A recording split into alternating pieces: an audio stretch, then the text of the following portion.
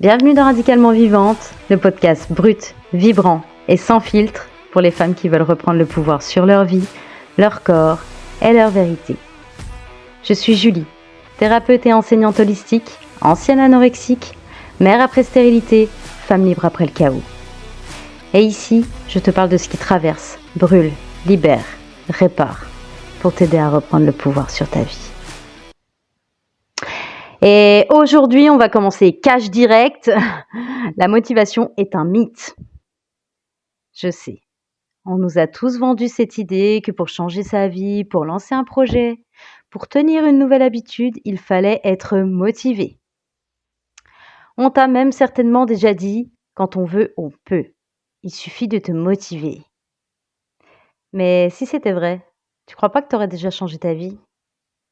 Tu aurais déjà ton business, ton corps de rêve, tes routines parfaites? Et pourtant, c'est pas le cas, quoi. Et tu sais quoi? C'est exactement pour ça que tu échoues encore et encore. Parce que t'attends cette foutue motivation. T'attends qu'elle vienne te sauver. Mais la motivation, elle dure que 48 heures. Ok? On en a déjà parlé dans d'autres épisodes. C'est une émotion passagère. Elle est liée à la dopamine, au circuit de la récompense. Elle monte, elle descend. Elle varie selon ton énergie, ton humeur, ton contexte. C'est un peu comme la météo. Parfois, il fait grand soleil. Parfois, c'est la tempête. Parfois, tu as un ciel gris. Des fois, c'est juste nuageux. Et c'est quelque chose que tu ne contrôles pas. C'est un peu comme attendre d'être amoureuse pour construire un couple. Si t'as que ça ne tient pas. Tu dois certainement connaître ce scénario. Tu prends une grande décision. Genre, allez, cette fois, je vais m'y mettre, je vais mieux manger, je vais créer ce projet, je vais bouger le cul, je vais lancer mon business. Au début, t'es à fond. Tu planifies, t'as des étoiles dans les yeux, t'as des papillons dans le ventre, t'es wouhou, on fire. Et puis, le quotidien reprend. Le stress, la fatigue, les enfants, les imprévus. Et pouf, plus rien. Tu te lèves un matin et ta motivation, elle s'est barrée comme ton dernier plan d'un soir. T'inquiète, moi aussi, j'ai cru pendant longtemps que je devais attendre d'être motivée pour avancer. Du coup, mes avancements, mes grandes motivations dépendaient beaucoup de mon énergie et autant te dire que c'était relativement problématique. Surtout quand j'étais au plus bas. Après mon burn-out, j'avais des jours où je voulais tout changer. Là, j'étais ce qu'on appelle des jours en montée, quoi, tu vois. Et d'autres jours où juste sortir de mon lit, c'était gravir le mont Everest, quoi. Là, autant te dire que j'étais en down total, tu vois. Alors, si j'avais attendu d'être motivée, je peux te dire que je serais encore au fond de mon lit. Et je peux même prendre l'exemple de ce podcast. Pour la petite anecdote, c'est une de mes amies au cours d'une soirée qui m'a dit « Julie, pourquoi tu crées pas un podcast ?» Je lui ai dit « Écoute, je sais pas, je crois que je me suis jamais posé la question. » Et pif paf pouf, 3 jours après, je crée un podcast. J'ai pas attendu d'être motivée, j'ai pas attendu que les planètes s'alignent. Non. Idée, action, réaction. Ok? Et je peux te dire que ce qui m'a sorti de mon lit à l'époque, c'était pas l'inspiration divine. C'est comme je te le disais juste avant, c'est de se mettre en action. Même une action minuscule, mais répétée, fera toute la différence. Alors voilà la vérité que personne ne dit. Ce qui change vraiment ta vie, c'est pas la motivation, c'est l'action. Pas les grandes actions héroïques, pas le plan parfait, pas le grand soir, pas le lundi parfait où toutes les planètes sont alignées à la sortie de la nouvelle lune. Ce qui change ta vie, ce sont les micro-actions que tu peux appliquer sur la durée. Des micro-actions que tu peux appliquer dans ton quotidien, qui, soit dit en passant, est très souvent déjà bien chargé. Alors forcément, si tu dis « Allez, demain, je change toute ma life », mais tu es déjà en panique totale en regardant ton planning. Parce qu'attends, tu te dis « Ouais, alors attends, j'ai déjà pas le temps pour faire, pour juste vivre, hein, et il faut en plus que je me rajoute des trucs. » Non. Ça se crée dans tes micro-actions. Mais ça, on va en reparler un peu plus loin. Chaque fois que tu peux passer à l'action, mais minime, ton cerveau il va libérer une microdose de dopamine. Ce qui va dire à ton système nerveux, ok, cette action égale plaisir. Du coup, ça te donne envie de recommencer. Et là, magie! Tu crées un cercle vertueux. C'est l'action qui va créer l'envie et pas l'inverse. Ça revient à ce que je te disais avant. Autrement, tu regardes ton planning, tu es déjà en panique totale. Si ton corps il est en état de panique, comment veux-tu que tu aies envie de recommencer?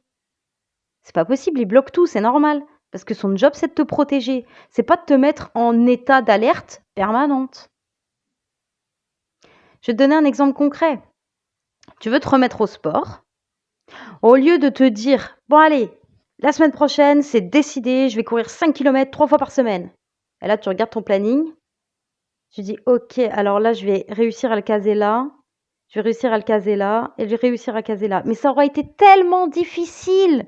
Tu auras mis ton corps en état de stress que tu peux pas associer ton action à du plaisir.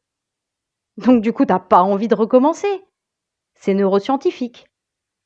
Allez, on prend un autre exemple. Alors, non, avant de passer à l'autre exemple, dis-toi plutôt, voilà, au lieu d'aller courir tes 5 km là, dis-toi plutôt, ok, aujourd'hui, je mets mes baskets et je vais marcher 5 minutes.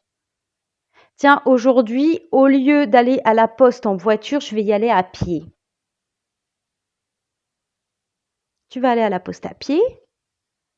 Ton corps, il va dire « Oh, c'est cool, il y a du soleil, ça fait du bien, je me sens bien. » Pouf, tu as envie de recommencer.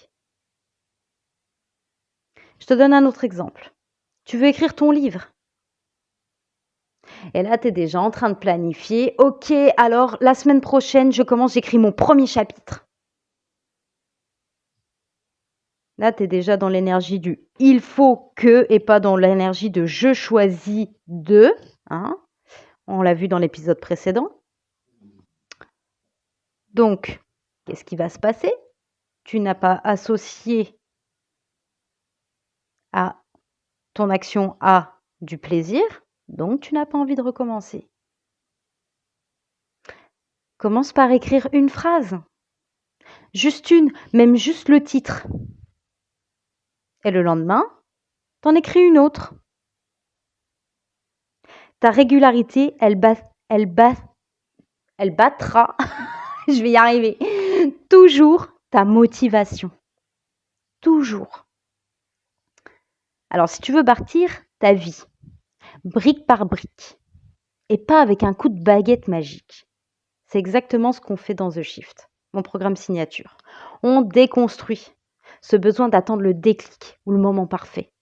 On travaille sur ton passage à l'action immédiat, même minuscule, pour transformer ton quotidien de l'intérieur. Mais je ne t'en dis pas plus, tu pourras cliquer sur le lien qui est dans la description et tu pourras voir comment ça se passe, ce qu'on travaille et tout le blabla. Ok ? D'ailleurs, juste pour info, au mois d'octobre, The Shift est offert avec ton abonnement à l'alchimie du quotidien. Ok, et là, je sais très bien que tu es en train de te dire un truc. Ouais, mais Julie, moi, j'ai pas le temps. J'ai pas l'énergie. J'ai pas la discipline. Je t'arrête tout de suite, hein. Stop. Ok, tout ça, c'est des excuses déguisées en vérité. Déjà, quand ta phrase, elle commence par « oui, mais », généralement, ce qui va suivre le « mais », c'est une excuse. Je sais, c'est en train de piquer un petit peu ton ego, hein, ce que je dis, hein. Mais c'est quelque chose que je m'applique à moi-même depuis des années et véridique que ce qui suit le « mais », c'est souvent des excuses. Voilà. Ce que tu dis quand tu te répètes ça, c'est Je préfère attendre que les conditions soient parfaites. Mais les conditions, elles ne seront jamais parfaites. Ta vie, elle sera toujours blindée, sera toujours imprévisible, ce sera toujours le bordel. Je vais te donner mon exemple perso quand j'ai commencé à écrire mon livre. Crois-moi, j'avais pas un agenda de ministre libre. J'avais pas un bureau Pinterest et j'avais certainement pas 3 heures de silence par jour. Surtout dans un quotidien comme le mien. Alors, qu'est-ce que j'ai fait? J'ai écrit des bouts dans ma voiture, dans la salle d'attente du médecin. Des textes assises par terre dans ma cuisine pendant que la bouffe est le cuit. J'ai écrit entre 2 rendez-vous. Mais je ne l'ai pas fait parce que j'étais motivée. Je l'ai fait parce que j'ai choisi d'agir. Même petit, même moche, même imparfait. Et je te parlais tout à l'heure de l'alchimie du quotidien. C'est justement là qu'on va transformer ton chaos quotidien en terrain d'expérience. T'as pas besoin de partir faire une retraite au bout du monde. Tu commences avec ta vraie vie, telle qu'elle est. Ok? Alors, concrètement, comment tu fais pour arrêter de dépendre de ta motivation? 1. Tu découpes. Réduis ton objectif jusqu'à ce qu'il devienne même ridicule. Marcher 5 minutes, écrire une phrase, boire un verre d'eau. 2. Créer du rituel. Relie ton action à une habitude déjà en place pour que ce soit plus facile de l'inclure dans ton quotidien. Exemple, après ton café, prends 3 respirations profondes. Ça me fait penser d'ailleurs à une abonnée d'Alchimie du quotidien qui nous a partagé justement ce petit rituel. C'est que tous les matins, elle allait boire son café dans son jardin juste pour profiter de la nature. Donc elle se mettait pieds nus, profiter de la nature et de son jardin. C'est minime, mais ça fait toute la différence sur ta journée et à long terme, potentiellement sur ta vie. Ok? 3. Récompense-toi. Ton cerveau adore la dopamine, alors célèbre chaque micro-victoire. Et célébrer, ça ne veut pas dire claquer de l'argent ou t'offrir un spa à chaque fois. Ça peut être juste lever ton verre d'eau à table et dire « Hé, aujourd'hui j'ai fait ce pas, aussi petit soit-il. »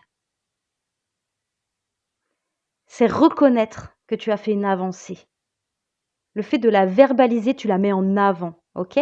Et ton système nerveux, il a besoin de sentir que tu associes ton action au plaisir et pas à la privation, pas à la punition, pas au « je dois », mais au « j'ai choisi ». Ok? Et crois-moi, ce point-là, je l'ai sous-estimé beaucoup trop longtemps. C'est souvent ce qui bloque mes clientes avant de rejoindre The Shift. Elles ne savent plus se célébrer, elles ne s'autorisent plus à recevoir. Tout ce qui se fait et est fait est normal. C'est une fatalité. Mais non, mais nous on veut pas d'une vie de fatalité, nous on veut d'une vie vivante, on veut d'une vie pleine d'émotions, vivante quoi, tu vois? Donc célèbre tes putains de petites actions. Verbalise-les, dis-le, je suis fière de moi, j'ai fait ça en plus. Ouais, j'ai fait ça en plus. Ouais, c'est bien. Non, c'est pas juste bien, c'est génial, t'es en train de changer ta vie, bordel. Ok? Célèbre-toi. Vraiment, j'insiste. Ça a été trop longtemps un point faible chez moi.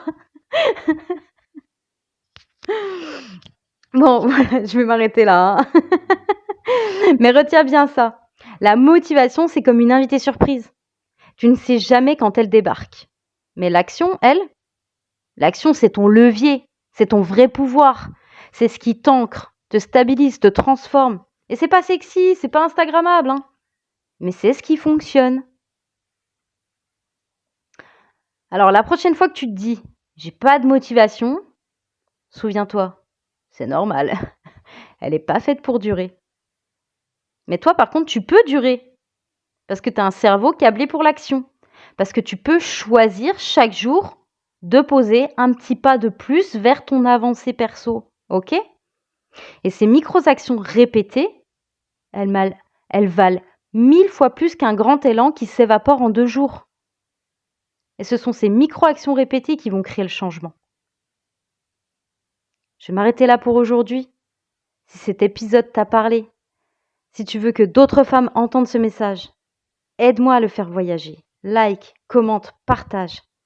Parce qu'ensemble, on peut réveiller des milliers de femmes et leur rappeler qu'elles ont le pouvoir de reprendre les rênes de leur vie. Je te dis à très vite dans le prochain épisode.